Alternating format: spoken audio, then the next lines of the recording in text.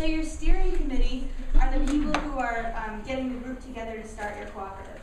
Who's already operating? You guys are operating already, right, in Providence? And you guys are kind of operating. You're making hot sauce, right? Is anybody else? I'm just stretching. No, it's okay. Behind you. The Diggers Landscaping? You're operating kind of? Fully. Or you're fully operating. Okay, great. Future Focus is operating. Future Focus has been around for a while. We're operating, but not as a co-op, it's as a project of a nonprofit currently. Yeah, that's what we're doing too. We're operating but not as a co-op. Yeah, we're Okay. in Vision. Okay, great. Okay, well then this will be a little bit different for you, but your steering committee is basically the people who are trying to make this happen. It's a little obvious, but it should include people who plan on being members of the co-op, but it can include other people too, who might have something to add to the process. And it's up to you who to bring in to help you out. But it's important that the future members are the ones in charge of this whole process, right? Development plan, how long did it take you guys to get your co-op started? From the time that you first started thinking about it until the time that you first made your first money?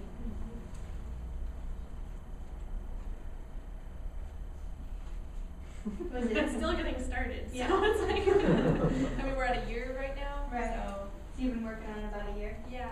Yeah. What about you guys? How long did you guys think about it?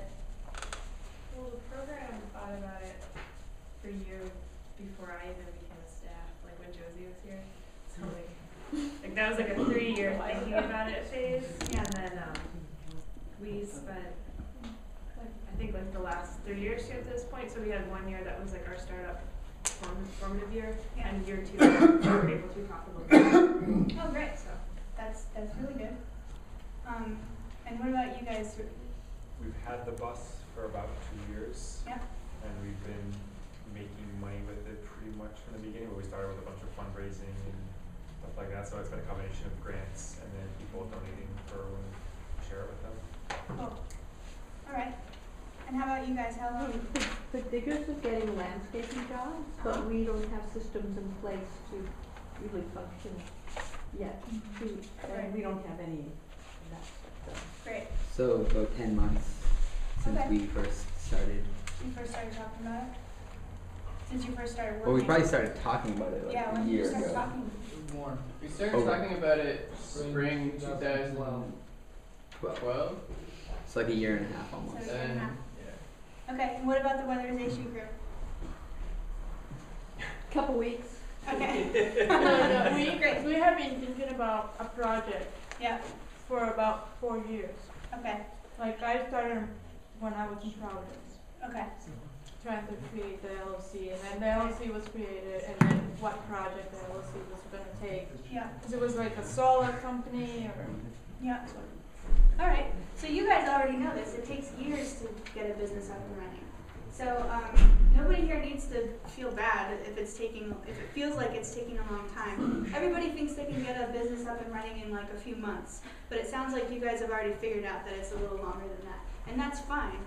You need a long planning process, especially in a cooperative, to make sure that you're not taking risks that you don't need to, you know, because you're putting people's money at stake, and you want to make sure that you're doing a good job with it, right? So the development plan is just a way to give yourself a plan for how much time it's going to take, how much money you might need to put into the development process. A lot of times you need to talk to lawyers and accountants and people like that who cost money, who you often can't talk to for free. So the development part of your plan often needs a budget. And then I'll just go briefly into feasibility study and business plan. Yeah? What does amortized mean? I feel like I should know that. It says development costs can be amortized over the first several years. Sorry. Okay. That just means that, so for example, I'm working with this co-op now called Cerro Co-op, which is a group that we're trying to raise a lot of money for this co-op. They're probably going to need about $700,000 to get started. They need to buy big trucks, and they're going to need a lot of working capital, cash in the bank, in order to get started. So we're looking at raising a lot of money for them. And it takes a lot of money to start up a business like that. We're probably going to need about $100,000 just to start it up.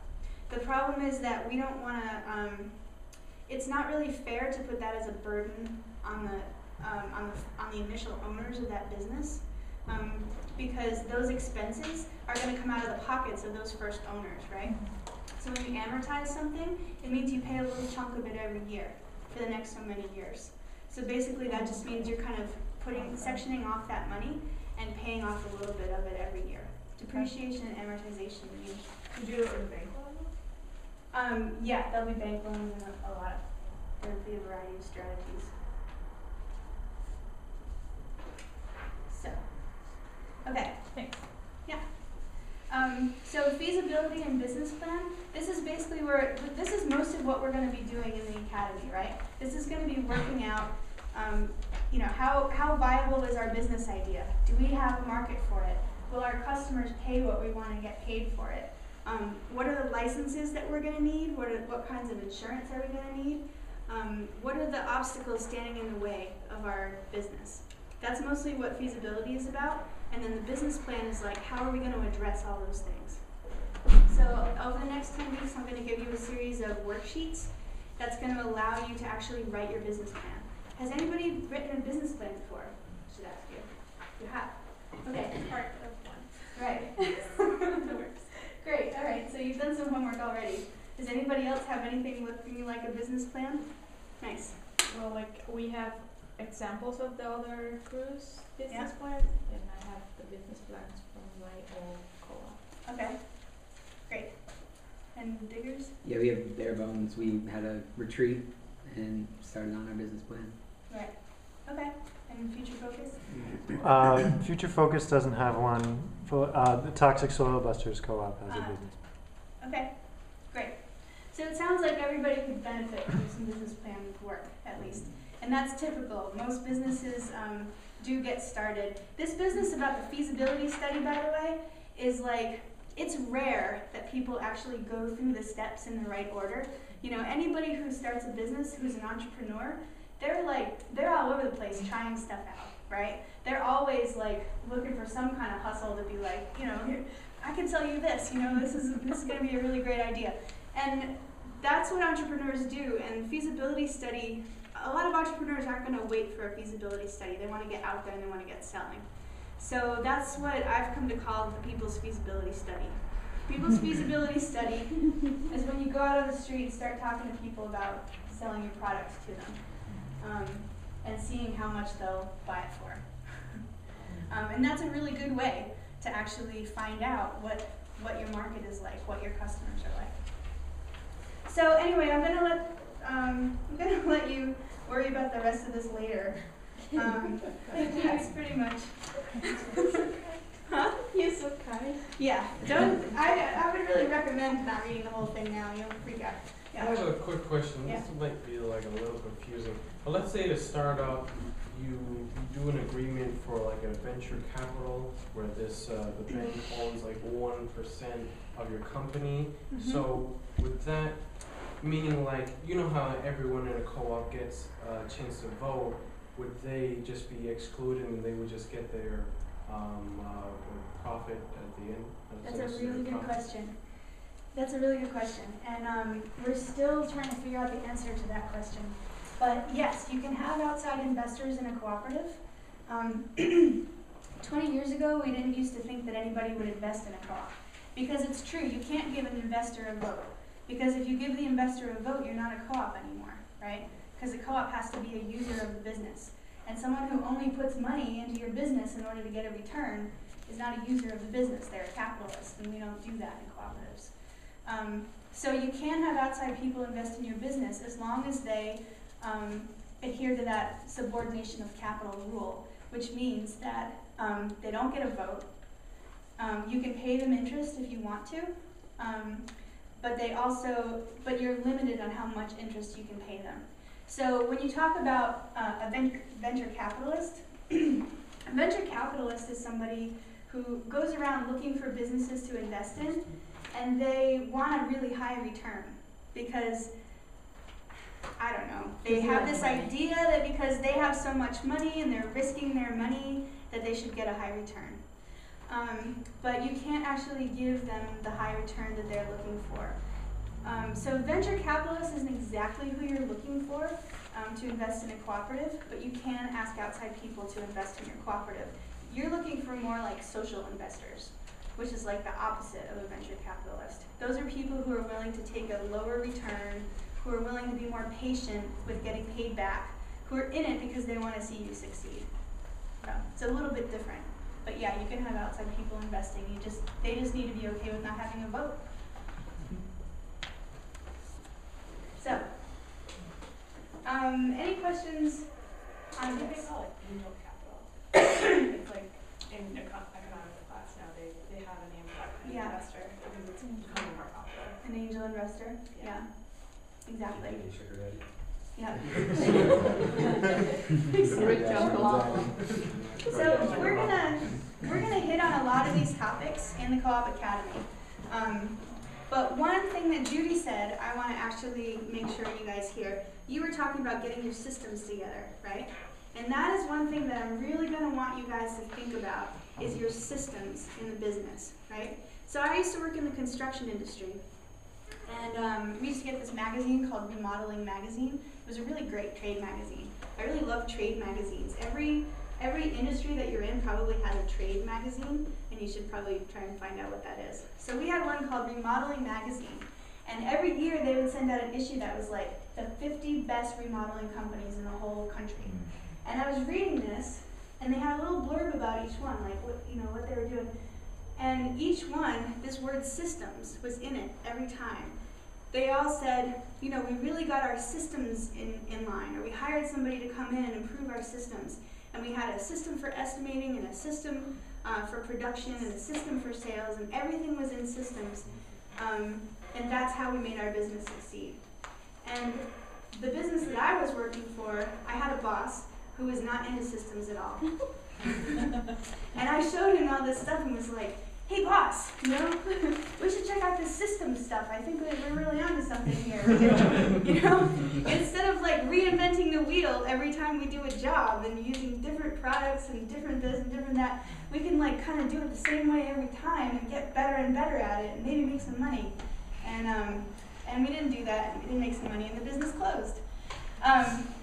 So I want to really impress on you guys that having a system for how to get stuff done, from everything like who answers the phone and what do they do with the message, Like, do they put it on one of those pink slips of paper? Do they email it out to somebody? How do you close that loop? How do you know that the message got answered?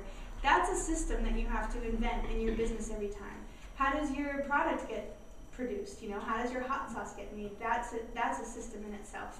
How do you, gas up the vans? Like, whose job is it, and how do you make sure that those vans don't run out of fuel? All of these are systems, and if you think about your business as like an intertwining web of systems, that's how you're gonna succeed. So, let me just see what was next. I have a quick question about Yeah. that. Do you think that systems would be a part of your articles of incorporation and bylaws? Or that's something that you just figure out and maybe make paperwork on but not have as your founding document? Yep. So I'm going to give you a handout later that talks about the different documents that you want to create in your co-op. So it doesn't have to be in your bylaws. It doesn't have to be in your articles of organization. Where I would put that is in like a company operations manual. And a lot of businesses don't have that. It's on this list, but it's way at the bottom. Because a lot of businesses never do this. But I think it's a really good idea to write down your systems. And we're gonna spend more time on that later, but I just wanted to highlight it because it came up. So, I'm already losing my voice, which means I must be talking too much. I'm gonna talk at you for another few minutes, then we're gonna take a break, and then we're gonna do an activity with Matt. Okay? All right. So, home stretch. Sorry I'm talking at you so much, but I just got a lot I want to get out in the first part. So good. Okay. Yeah, feel free to shout out questions too. I'm okay with that. In fact, especially while my computer's warming up. Yeah. I don't know if this is going to come in later, but do you have experience with groups like ours where we're under the umbrella of a nonprofit and we're small enough that it probably doesn't make sense for us to break away at this small stage? I do have experience with that. And like, Quite a bit. Yeah. do you think that you can use a co-op model initially but not be legally incorporated as a co-op, and then like have the idea that you're gonna, once you reach a certain threshold, or is that a bad practice? I don't think it's a bad practice. It's I think that you want to really have a real plan to get your co-op independent as soon as you can. A lot of co-ops, when you're incubated that way by does everyone have a juice? When you're incubated that way by a nonprofit, there's a few things that happen. One of the things that happens is the members of the co-op can have a hard time developing a real feeling of ownership, because it's easy to just fall back and say, well, the nonprofit really runs it. It's not really my butt on the line. Because when you're an entrepreneur, it is your butt on the line. There's nobody else to We see also you. have a transient population Yeah. participant. Well, the other, yeah, that's an important issue to think about. The other thing that happens with nonprofits and co-ops is that sometimes the nonprofit has a hard time letting go of the co-op. Oh, great. Yeah, the extension cord is right here. Oh, yeah, okay, that works too. Sorry, guys. I don't know if that's what happened. Sorry. Sorry, I was distracted while I was trying to answer your You're saying question. let it go. It happens on both sides. So, being a member of a co-op means being an entrepreneur. And being an entrepreneur means like, ooh. Yeah, I guess I ran out of juice. Should have plugged it in earlier. Being an entrepreneur means you are the one in charge of this business. And a worker co-op, I think, really succeeds best when you truly have that ownership, both the financial side and the democratic participation side. You can have one without the other, but and especially if you're dealing with people who are under 18, you might not be able to have like the legal ownership. Actually, Matt and the folks in this, you guys probably know more about that than I do, actually. I think it's important to get to that place where you have both the financial control and the democratic participation. On that, I have a question. Or Yeah. you're gonna say something else? No, go ahead. Just that, like, is there any like sort of rule of thumb or any sort of point that is sort of a good like breaking point to like sort of graduate into the real world? Like, Yeah, Matt, fly it's the a coop? really good question. Is it like an amount of like in your operating budget and things like that? No, I don't think it's anything like that. I think that it really has to do with the capacity of the people of the co-op and their capacity to run it on their own. I know a lot of examples of cleaning cooperatives that were started by nonprofit organizations where the cleaners are ready to go out on their own. They don't feel like they need this umbrella organization anymore.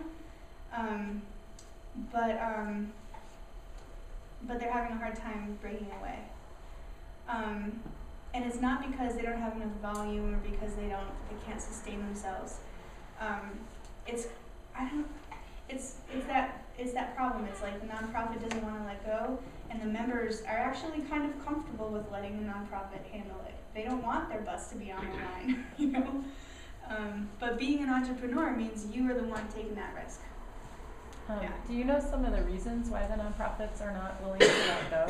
Like, is it because they're getting a funding stream from that they're afraid they're going to lose, or are there other reasons? That's probably That's the the main biggest one. reason. Okay. Yeah, because co-ops are popular right now and they can get funding for them.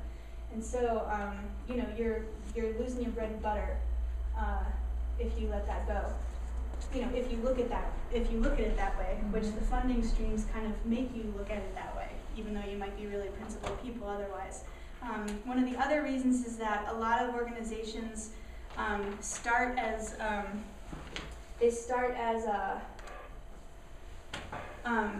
like organizing groups that have like some kind of a cause or a project that they're working on, and the co-op is kind of a side thing. And then when the members go off and join the co-op, they're a little afraid that they'll drift away from the organization. And because they're an organizing group, they want those members to stay with the group. So, sorry about that, but we're back on